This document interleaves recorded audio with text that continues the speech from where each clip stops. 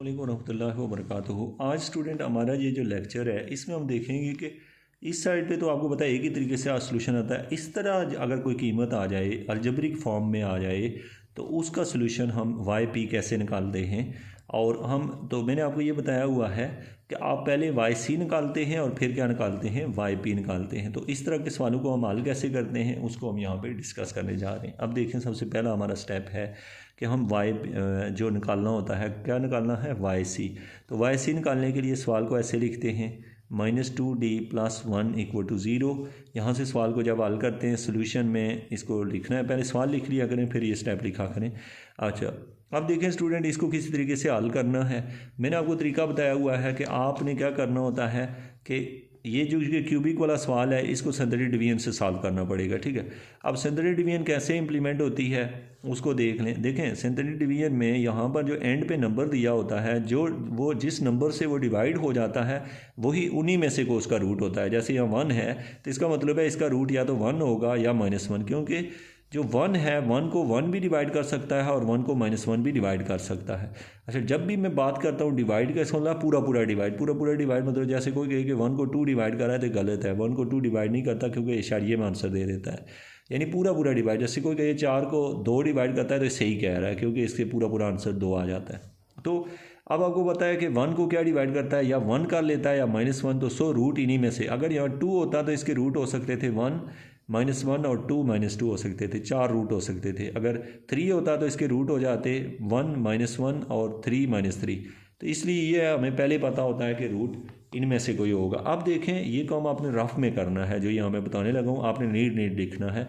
अब देखें, आपने रफ में चेक करना है क्या 1 इसका रूट है। तो देखें, मैं यहाँ 1 रखूँगा, यहाँ माइनस आएगा और यहाँ +1, तो ये वाकई 0 आ रहा है। हल करें तो 0 आ रहा है, इसका मतलब है 1 रखने से इसका रूट मिल गया है। ये हमने रफ में करना होता है, तो 100 इसका 1 रूट है। अब हम क्या करेंगे, यहाँ पे एक लाइन लगाएंगे, ये आपने नीट में कर लें ये काम। ये जो है ना रफ में ढूंढ लेना है। अब d³ का कोफिशिएंट है 1, फिर d² का कोफिशिएंट सवाल के अंदर मौजूद नहीं है तो उसकी जगह 0 लिख देना है। फिर d³ का कोफिशिएंट 1, d² का 0, फिर d का कोफिशिएंट है -2 और बगैर d का कोफिशिएंट है 1। अब स्टूडेंट, जो रूट आपको मिला होता है उसको यहाँ उसके सामने रखना होता है। रख के ये जो सवाल लिखा हुआ है इस 1 को देख के नीचे उतार दें यहाँ पर। ठीक है, जैसे जो भी लिखा हो, यहाँ 1 हो, 2 हो, 5 हो, जो भी हो नीचे लिख दें। लिख दिया। अब इसको इससे मल्टीप्लाई करना है। 1 × 1 कितना होता है 1, इनको इसमें ऐड करें तो ये आ जाएगा 1, फिर इसको इससे मल्टीप्लाई किया फिर आ गया 1, फिर इन दोनों को ऐड करें तो आ जाएगा -1, फिर इसको इससे मल्टीप्लाई करें तो आ जाएगा -1, अब इनको ऐड करें तो जवाब आता है 0। अच्छा, अगर ये 0 ना आए तो इट मीन कि हमने जो रूट ढूंढा हुआ है वो गलत है या हम कहीं और गलती कर रहे हैं। यहाँ पे 0 लाजमी आता है। अब आपका स्टूडेंट सवाल है कि अब आपको क्या मिल गया। ये जो सवाल है अब आप इसको यूँ लिख सकते हैं, एक रूट है इसका d = 1 यहाँ से मिला है और दूसरा रूट यहाँ से हम लिखेंगे d² + d - 1 = 0। ये इसको देख के लिखा है, d² + d - 1 = 0। ये यहाँ से हमने क्वाड्रेटिक बना लिया। अब स्टूडेंट, आपने यहाँ से इसके रूट निकालने हैं, क्वाड्रेटिक फार्मूले से निकाल लें। अगर इसके रूट नहीं बन रहे तो क्वाड्रेटिक से ही निकाल लेते हैं। ठीक है, अब क्वाड्रेटिक फार्मूला जब लगाया तो इसके रूट निकलेंगे। आपको पता है वो क्या होता है, -b ± √b² - 4ac / 2a। ये फार्मूले जब आप लगाएंगे तो आपको ये सवाल जो है ना, यहाँ से आपको पता है a की कीमत भी 1 है, b की भी और -1, ये सारी कीमतें हैं। इसको जब आप हल करोगे तो ये आपको जवाब देगा, एक आंसर मिलेगा आपको d का, ऐसे मिल जाएगा -1 ± √5 / 2x। ये आपको x नहीं बल्कि खाली ये आपको रूट मिलेगा जब आप इसकी कीमतें यहाँ पुट करोगे तो। ठीक है, तो इस रूट के मुताबिक आपको ये जो जवाब मिला है ये आपको आंसर मिले। अब मुझे बताओ कि डी के कितने आंसर आपको मिल गए, 3। एक डी का आंसर है 1, दूसरे डी का आंसर है -1 √5/2 और तीसरे डी का आंसर है -1 + √5/2। तो क्या हुआ, एक का आंसर है 1, दूसरे का है -1 - √5/2 और तीसरे का -1 + √5/2। ये 3 रूट हमें मिले।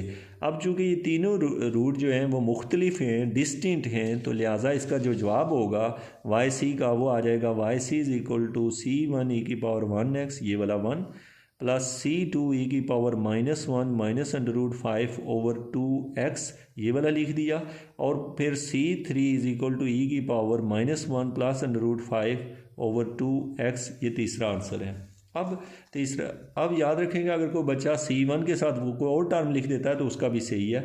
आपने रूट को ये आपको YC मिल गया है। क्या हुआ इस सवाल का? YC आपको मिल गया है।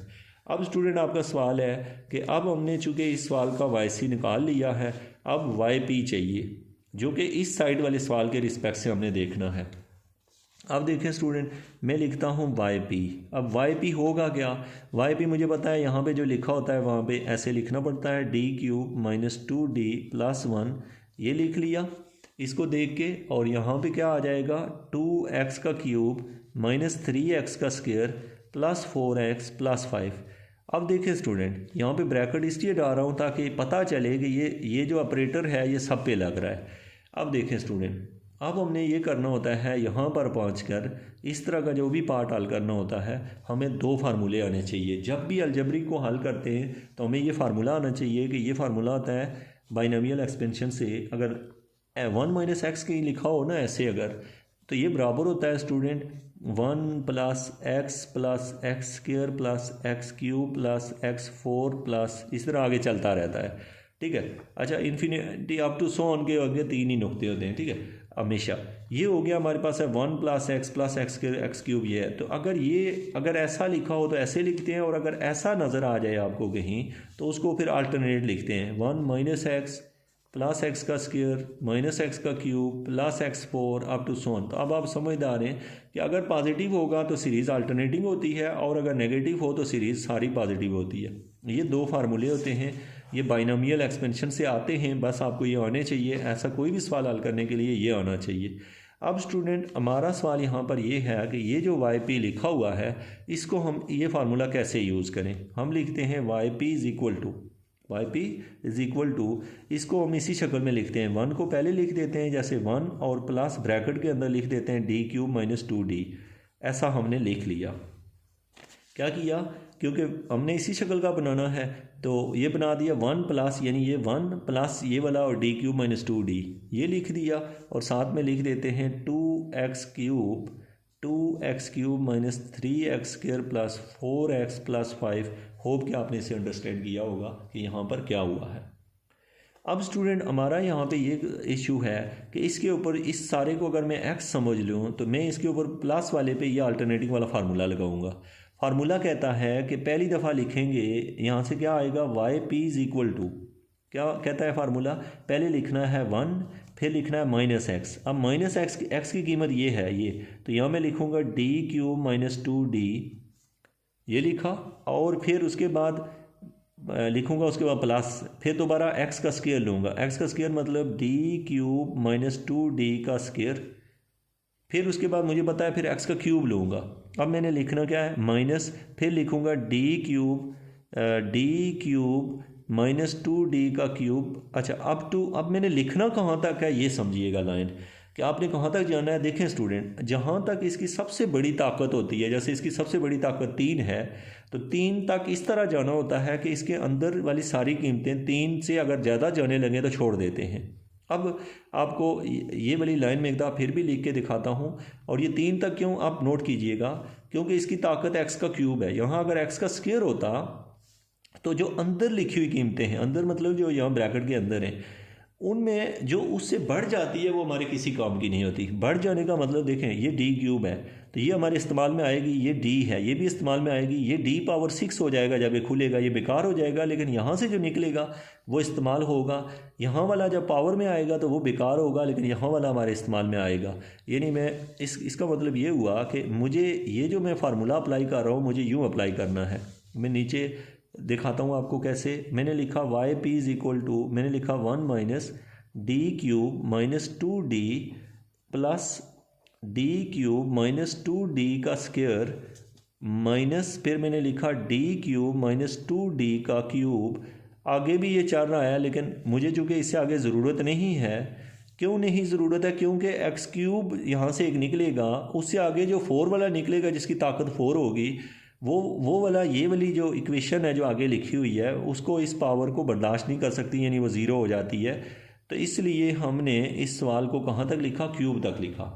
ठीक है, तो अंदर लिखा इसकी ताकत 1, 2 और 3 तक इसलिए लिखा कि इसके अंदर से जो 3 वाला निकलेगा वो इस्तेमाल होगा बाकी। अब देखें स्टूडेंट, यहाँ पे हमने ये देखना है कि ये हो गया 1, ये वाला तो इस्तेमाल होगा डी क्यूब, ये माइनस अंदर मल्टीप्लाई हो गया प्लस 2d हो गया। अब ये क्या हुआ, प्लस इसका क्यू, अगर मैं इसका स्क्वायर खोलूँ तो ये 3⁶ हो जाएगा। d6 हमारे किसी काम का नहीं है, सो हमने यूज़ ही नहीं करना। हमारे दिमाग में चल रहा है कि हम जब इसका स्क्वायर लेंगे तो वो 6 होगा, किसी काम का नहीं है, तो हमने लिखना था a², मैंने लिखा नहीं है, प्लस b² का मतलब है कि जो यहाँ है उसका स्क्वायर लेना होता है, प्लस b² मतलब यहाँ पे क्या है, -2d का a² प्लस b²।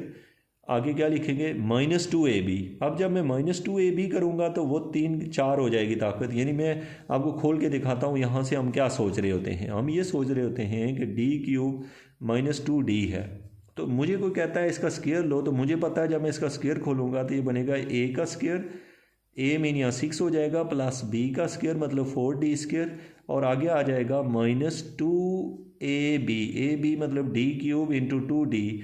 अब अगर मैं नोट करूं तो ये d6 है, इसकी ताकत 3 से ज़्यादा है, मेरे काम का नहीं है, और ये जो d³ d से मल्टीप्लाई होगा तो ये d4 हो जाएगा, ये भी काम का नहीं है। तो पता चला कि खाली एक ही काम का है। तो इससे मुझे ये पता चल गया कि खाली ये वाला हिस्सा काम का है, बाकी सारे बेकार थे। और इसमें भी यही हुआ कि इसके भी बाकी सारे हिस्से बेकार होंगे, खाली ये वाला काम का होगा क्योंकि इसकी ताकत 3 है। तो यहाँ पे मैंने लिख दिया माइनस। अब मैं इसको लिखता हूँ -2d का, अच्छा ये क्या हुआ, मेरे पास क्यूब आ गया। ठीक है, ये मैंने लिख दिया -2d, क्योंकि ये वाला हिस्सा तो आपको मैं समझा चुका हूँ, बेकार हो जाएगा। यहाँ तक मैंने लिख लिया, और आगे आ गया 2x³ -3x² plus 4x plus 5। तो यहाँ पर जो चीज़ आपने ये समझी है कि भाई हमने बाकी छोड़े क्यों हैं, हमने शार्ट में हमें कैसे पता चला, तो हमने देख लेना होता है, जो बेकार होते हैं वो लिखते ही नहीं है, क्योंकि उससे ज़्यादा यहाँ अगर 4 ताकत होती तो हम 4 तक जाते, 5 होती तो 5 तक जाते, लेकिन ये 3 तक है तो हम 3 तक आए हैं। ओके, अब ये देखें स्टूडेंट, और थोड़ा सा मैं इसे सिंप्लीफाई करके लिखूँ तो 1 - d का क्यूब प्लस 2d माइनस ये प्लस बन जाएगा प्लस 4d का स्क्वायर, और ये बन जाएगा माइनस माइनस प्लस। ठीक है, ये माइनस बाहर निकलेगा क्यूब की वजह से, तो इसको प्लस कर देगा, और यहाँ पे आ जाएगा 2 का क्यूब होता है 8, और d का क्यूब आ जाएगा, ये लिख लिया। आगे सवाल में क्या है, 2x³ -3x² plus 4x plus 5। अब देखिए स्टूडेंट, सारे इकट्ठे कर लेते हैं जो एक जैसे हैं। सबसे पहली बड़ी ताकत पहले रख लेते हैं, ये 8 है, 8d³ है और 1d³ ये है, तो ये आ जाएगा 7d³। अब d² कितने हैं, बस एक ही है, प्लस 4d², और फिर d वाले कितने हैं, एक ही है, प्लस 2d और प्लस 1, यहाँ पे किसी के साथ माइनस भी था, वो हल हो गया है। ठीक है, ये हो गया, और फिर हो गया 2x³ -3x² plus 4x plus 5। अब आप ये जो मैंने लिखा है लाइन सिंप्लीफाई करके, अब देखें स्टूडेंट, ये जो दिया हुआ है d³ का मतलब है इसका 3 दफ़ा डेरिवेटिव लेना है, d² का मतलब 2 बार लेना है, और d का मतलब 1 दफ़ा लेना है। अब आपने रफ में ये काम कर लेना है। कैसे, देखें, जब आप इसका पहला डेरिवेटिव पहले यहाँ फंक्शन लिख लें, जैसे ये रफ में लिख लेंगे आप 3x² प्लस 4x प्लस 5। अब आपने जब इसका पहला डेरिवेटिव लिया तो आंसर आएगा 6x² और -6x, आपको पता है कैसे, और यहाँ पे आ गया प्लस 4। ये पहले डेरिवेटिव से ये आया, पहले डेरिवेटिव से। अच्छा, दूसरा डेरिवेटिव लेंगे तो ये आ जाएगा 12x -6, और तीसरा डेरिवेटिव लेंगे तो ये आ जाएगा खाली 12, d³ तक लेंगे। अब देखिएगा यहाँ पे मैं लिखूँगा क्या, अब मैं ये करूँगा 7। अब देखें यहाँ d³ का आंसर चाहिए, क्या चाहिए, d³ इसका, यानी 3, तो d³ तो ये लिखा हुआ है, इसकी जगह मैं लिख दूँगा 12 प्लस 4 इंटू d² ये लिखा हुआ है, ये d² की कीमत है, तो यह आ गया 12x -6। अच्छा, ये d² मीन 2 बार डेरिवेटिव ये है, ऊपर स्क्वायर नहीं डाल देना। आगे आ गया प्लस 2d की कीमत जो है ना वो ये है डेरिवेटिव वाले की, ये कितनी है 6x² -6x प्लस 4, और 1 के साथ जो है ये पूरे का पूरा ही आएगा जो कि सवाल है, तो ये आ जाएगा plus 2x³ -3x² plus 4x plus 5। ये मैंने ऐसे करके लिख लिया है। ठीक है, ये हमने लिख लिए।